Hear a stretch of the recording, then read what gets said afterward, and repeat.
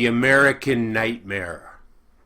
Today is November the 1st, and it is 2 days before the big election that, I don't know if it determines the fate of the United States, because I think the fate of the United States has already been sealed. But I figure I would be remiss to not make a video at this most important time for the human race. I've been hesitant to make any videos simply because I have nothing but negative things to say. But if we're going to be negative, let's get really negative. So here we go. But you know what? In every aspect of negativity, there's always inherent positivity. Somebody once told me that I was closed-minded and negative, and I finally realized what a negative, closed-minded thing to say. You're being negative if you think you find negativity in negativity.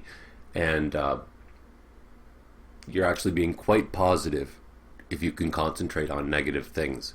For example, working in a hospice, helping people who are dying, right? Most people would be like, oh, that's so negative, that person's dying, ew. So Trump is the end of the American dream. It's the end of America. And the reason I say this is because one of the basic ideas of the states is capitalism. The idea that you can make $1 million. Everybody has a chance to be a superstar. You could be the next Michael Jordan. You could be the next billionaire, right? That's the big lie. And we're seeing it played out because they elected a guy who's all about money and, promotion, self-promotion, all that shit. And look what he turned out to be. So that's how America has died. It's dead. That whole belief in capitalism. The silver lining, though, is that now we have to find a new system. A system that doesn't revolve around money. Because we've seen how money is bullshit. Money is how they dealt with things in caveman times when they had to trade. But I think we're at a point now where it's no longer necessary. People work because they like to work. People like helping each other out. People deserve a right to live and to have food. Food should be free. Air should be free. Water should be free. Everybody should be allowed to use a toilet. Gandhi once said, everything you have that you don't need, you're taking from someone who needs it. And I believe, I don't think there's anything impressive about having $100 million. I think that means you did something really nasty to get. You don't get anything for free in this world, in a sense. In terms of, physical gains. Now, whether Trump loses, he's going to lose, but the genie's out of the bottle, so to speak. Once you open the Pandora's box, it's over. And the whole world has seen America fail spectacularly, and there's no recovery from that. The magic is gone. And if Trump loses, it's just going to say, it's going to still remain that half the country is racist assholes and uneducated as fuck. So Trump is just a symptom of the American problem, and the American problem is a symptom of the human problem. The problem being material fixations rather than, meaningful fixations. Remember when humility and kindness were virtues?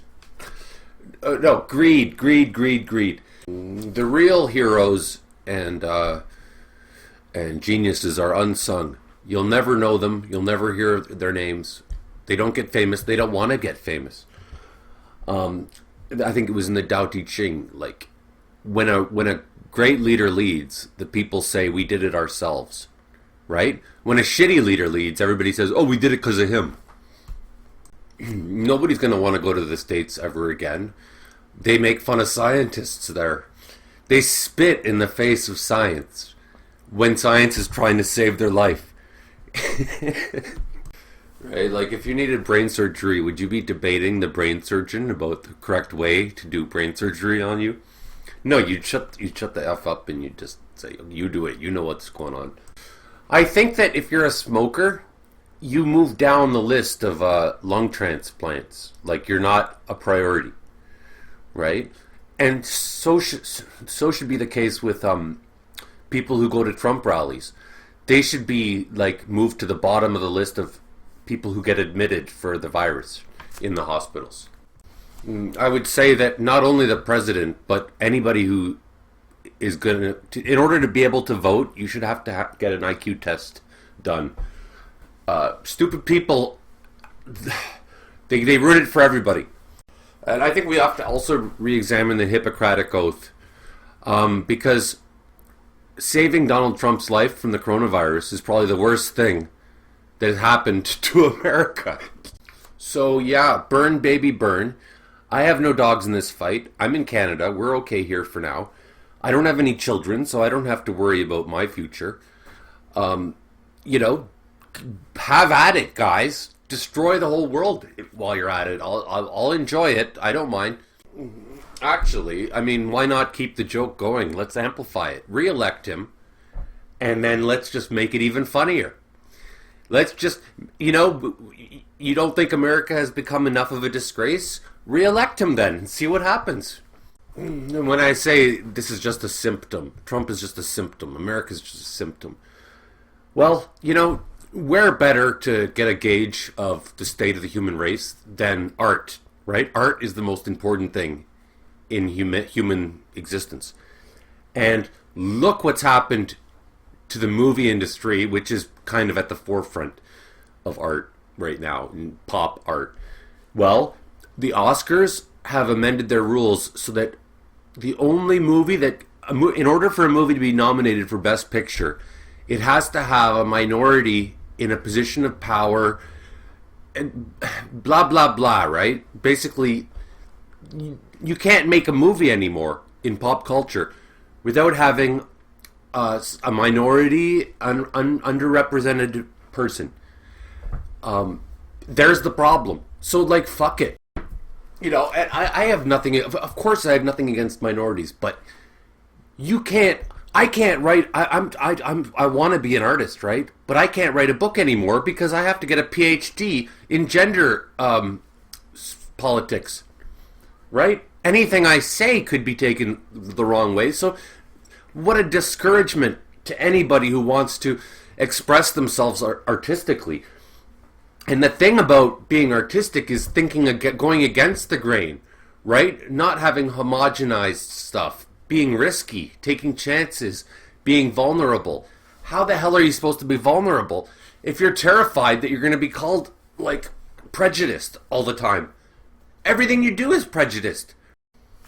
Every joke, every funny joke is going to have something that could be potentially offensive. Every single good joke. How does this relate to Trump? Well, ratings, right? Oh, we got to get good ratings. So we have to have this in our movie. We need good ratings, so we have to do that. And at the end of the day, the great artists and the great people don't have high ratings, and they never will. And one of my favorite quotes by Goethe, the writer, was that art is not for the masses, it's for the individual. And anybody who makes art for the masses is in error. When you've got Britney Spears, you know it's going to be shit because she's appealing to the masses. Kanye West, yeah, I guess he's a genius compared to the average idiot, but compared to a genius, he's an idiot. So goodbye, America. It was nice knowing you. We'll move on quite well. We'll get on just fine without you. Well, at least you're funny now. If you like gays, click like. If you like blacks, comment. If you like women, click notification bell. If you like gay women, subscribe. And if you like gay black women, Patreon, Human Warnings, give me money.